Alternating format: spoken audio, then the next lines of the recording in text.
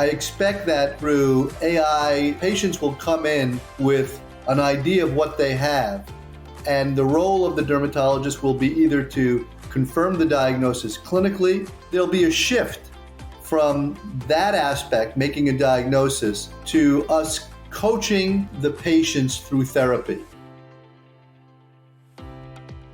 Welcome to the Learn Skin podcast with me, Dr. Raja. And me, Dr. Hadar, where we discuss all things skin. Join us as we delve into the art and science of skin health in today's episode. Hey, Raja, can you say the thing I told you to tell them? Of course. We are board-certified dermatologists. This podcast is meant for educational and informational purposes only and is not considered medical advice, nor does it serve as a substitute for professional care by a doctor or other qualified medical professional. All opinions shared do not express the views of Learn Health, Inc. Let's get to the good stuff. Hey, Raja, how are you today? Oh, whoops. Raja is not here. Where did you go, my friend? Raja got a day off. We'll let him have that. But don't fear, we have a great session today, great episode. We are really honored to have with us today a visionary in dermatology, I would say, Dr. Rob Kirsner, who is the chair of the Department of Dermatology and Cutaneous Surgery at the University of Miami. And he's a jack of many trades. And I wanted to list his CV, but the episodes here run about 20 minutes and we don't have a full year for that. So I'll just give you some highlights. He currently serves as the vice president for the American Academy of Dermatology. He also leads one of the largest, if not the largest, wound meeting, actually so big they had to split it into two meetings. And he's also pretty much synonymous with expertise in wound healing, at least in the field of dermatology. When you say wound healing, you're probably saying Rob Kirsner. In his free time, he's also editor for the leading journal in wounds, which is the Wound Repair and Regeneration Journal.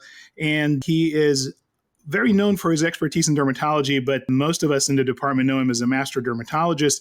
And I think most importantly than anything, he's really an amazing mentor to many of us. And I'll stop here to embarrass you, Rob, and let you say hello in a minute. But I guess the reason I'm presenting all these titles and experiences is because we thought you would have an incredible perspective to tell us about the question of the day, which I'll introduce in a minute, because you seem to have been able to adjust to the changing of times in healthcare in general and in dermatology specifically. And I think that will position you great to discuss our topic. So hello and welcome to the podcast. Thank you, Hadar. It's great to be here, and I doubt I'll be able to live up to that great introduction, but I'll do the best I can. Well, yes. I mean, a little secret is that you are my boss, so everything I say here, take with a grain of salt. All right. Okay. No, but seriously, we really, I think a lot of dermatologists and other healthcare providers who handle people with skin disease look at the future, and it may seem a bit grim. The healthcare environment is changing. Dermatology is changing. There's talk about artificial intelligence, maybe taking the role of the dermatologist. We know that managed care has never been easy and it's only getting more and more complicated. The landscape is changing also with the introduction of private equity and how that is going to affect private practice, as well as there's changes in academic medicine as well. So everywhere you go, the landscape seems to be changed. And that brings in the question of what will the future of dermatology practice look like? And so I wanted to maybe have you start by telling us, how do you see these changes? What have you noticed? What changes do you think are of most importance that the practitioner should pay attention to? Thanks, Hadar. And yes, there is great potential to have major disruption in healthcare delivery and the way dermatologists work over the next years and decades. I've thought a lot about this because we train residents and we're training them not to practice tomorrow or next year, but for the next 30 years. So this is a very important issue.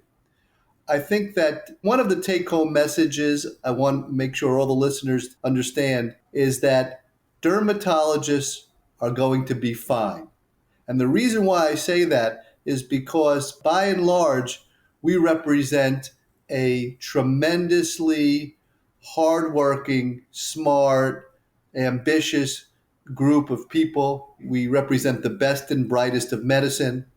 And we work really hard both to learn our craft and to stay on top of our craft.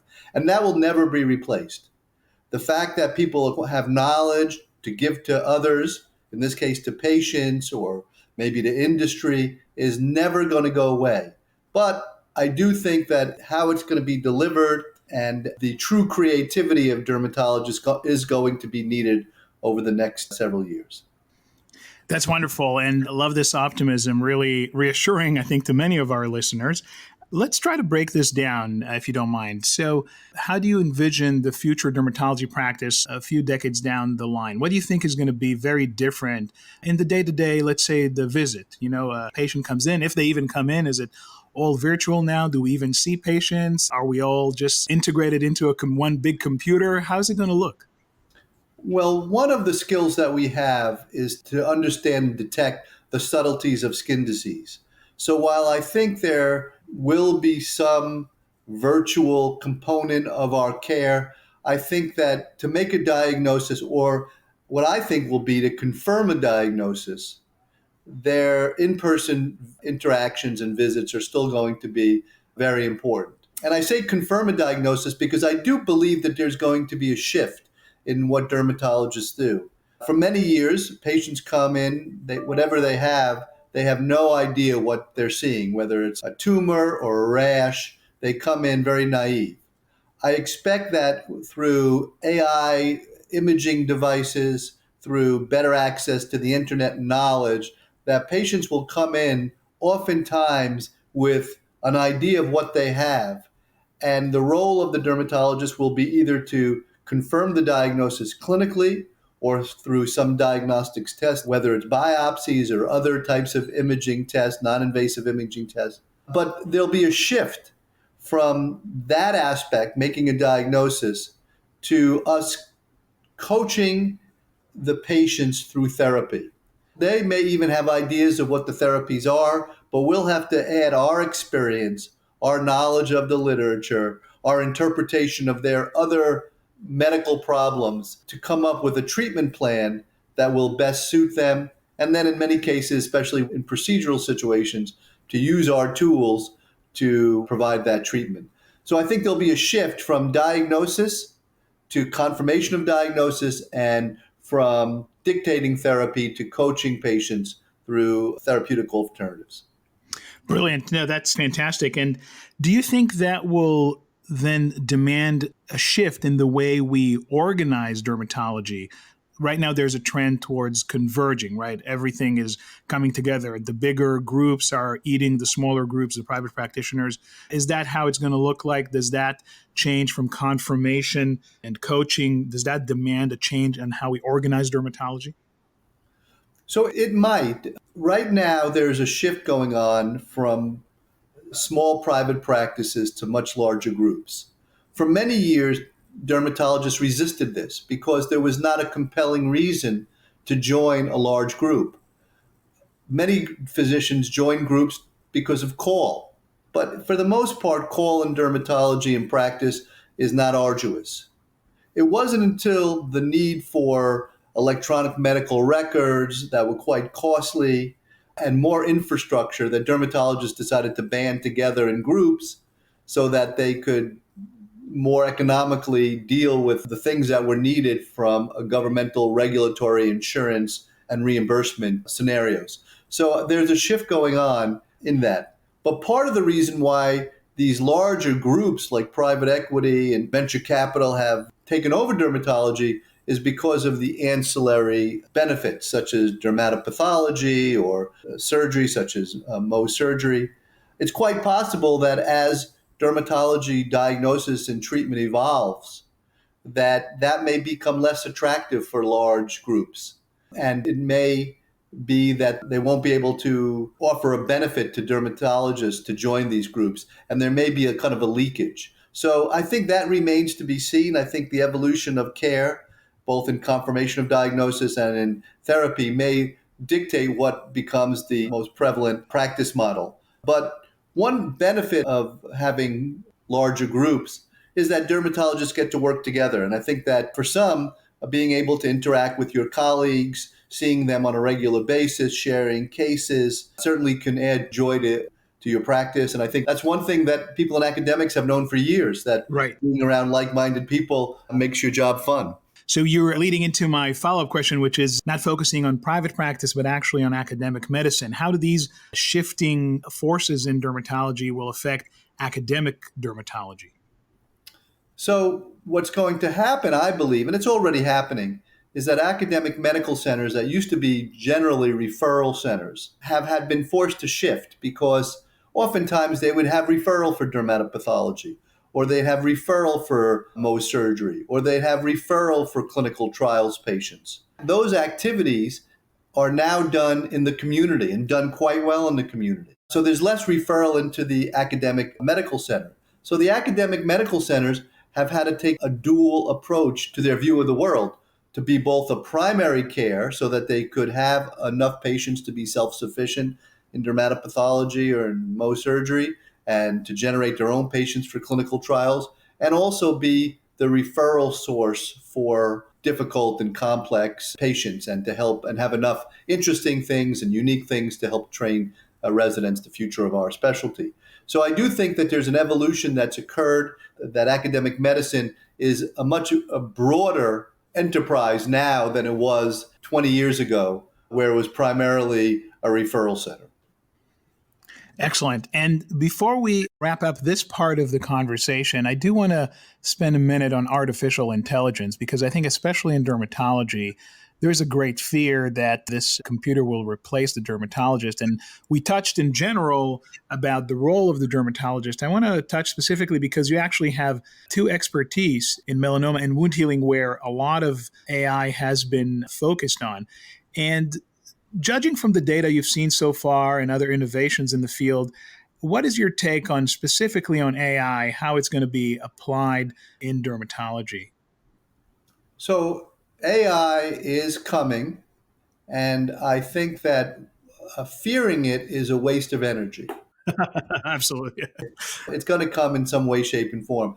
Is it ready for prime time yet? No, not yet. I don't think that it's going to transform practice in the next year or 3 years. But looking down the road, it's certainly going to transform practice, and probably for the better. And what I mean by that is the majority of patients who are seen for their skin conditions are seen by non-dermatologists. This is really for the entire time dermatologic care has been delivered in the United States. And the care in those practices has been limited because most of those clinicians are not well trained.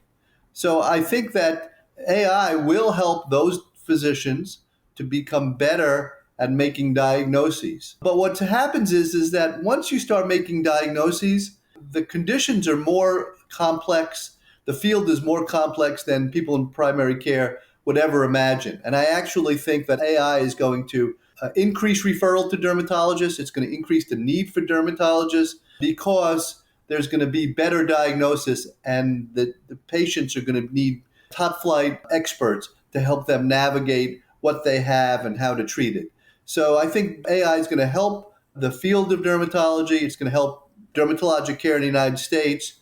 And it's going to augment our practices, both by having more patients come in and actually improving our diagnostic skills in some situations. So I think it's coming, and we should be excited, we should be prepared, and we shouldn't fear it.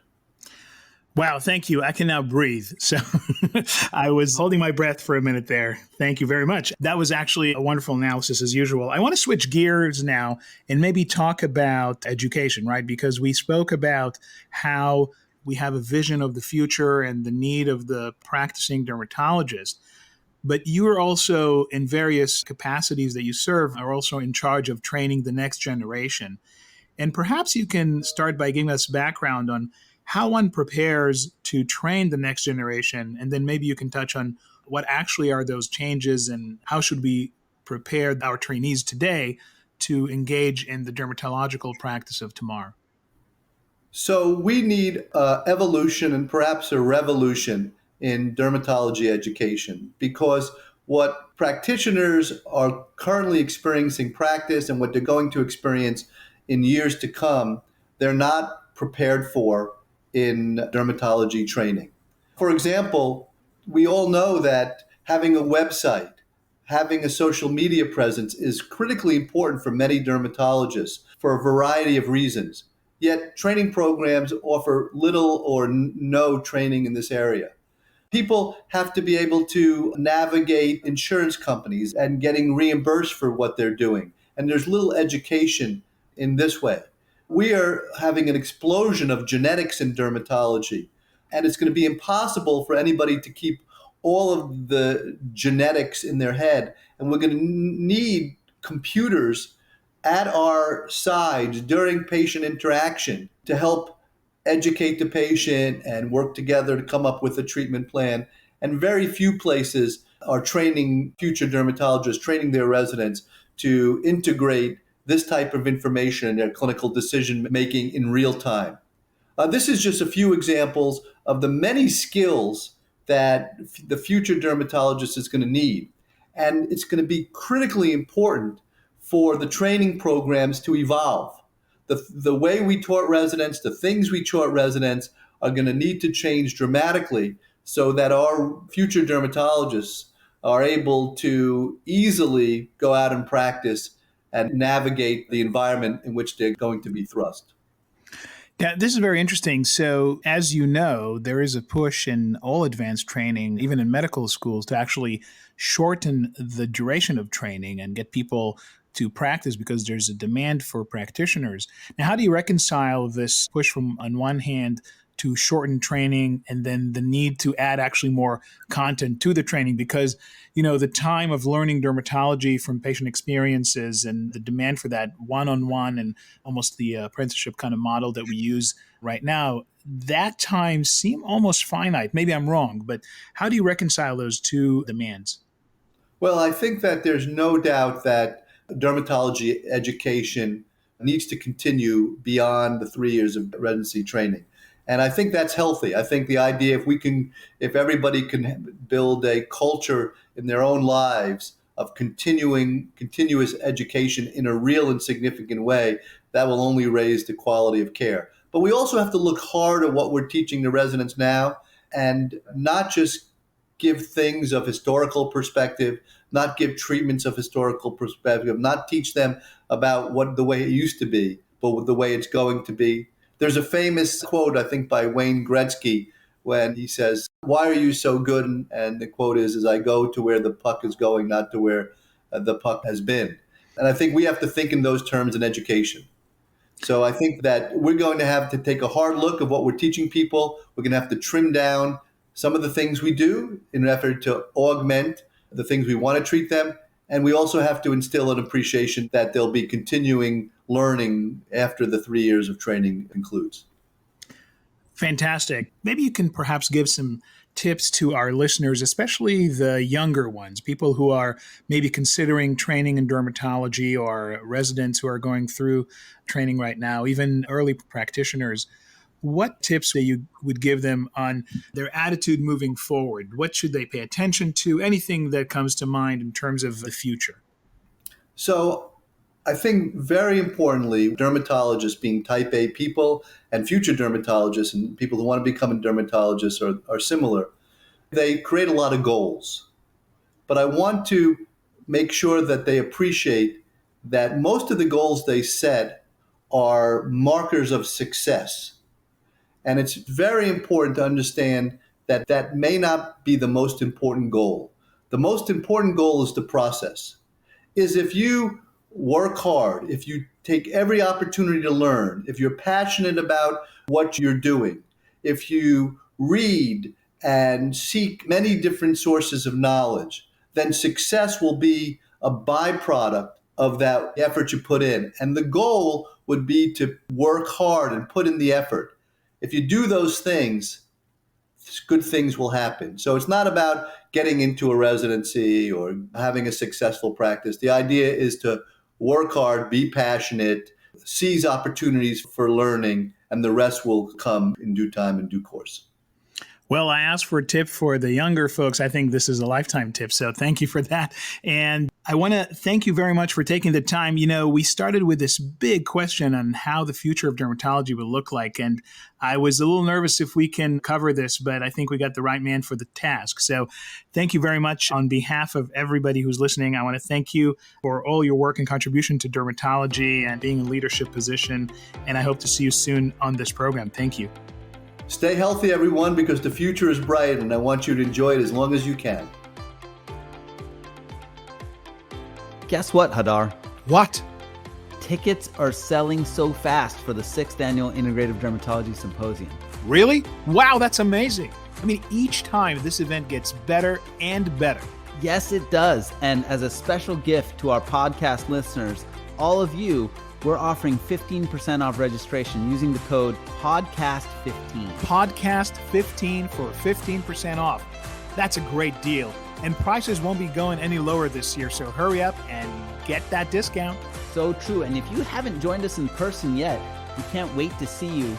And this is the year to come have fun at the Grand Casino Resort in Reno, Nevada. Yes, we are excited to see you, and together with Raja and myself and other practitioners, you will get to connect with everybody, engage with the exciting research and content, and learn what the integrative movement is all about as we get inspired by the Sierra Nevada mountain range and, my friend, downtown Reno. All that nestling sounds fantastic. Dad joke alert, maybe even skin-tastic. I know we're all about having fun at the symposium, but this year's over the top. Now, I'm not much of a golfer, but for you golfers out there, they have over 40 courses, but they also have rock climbing, equestrian trails, boat tours, pools, arcades, and so much more to just relax. Oh my gosh, this definitely sounds like a family-friendly getaway. I know I'm bringing the kids, and while they're at the movies, Raja, you and I, my friend, no pun intended here, but we'll be feasting on a lot of nutrition. That's right. This year's theme has been long awaited. Nourish the gut, nourish the skin, and we'll be delving into nutrition. Oh my gosh, we can't wait to see you. Come be with us at the IDS on October 27th to the 29th, in person or virtually. See you in Reno.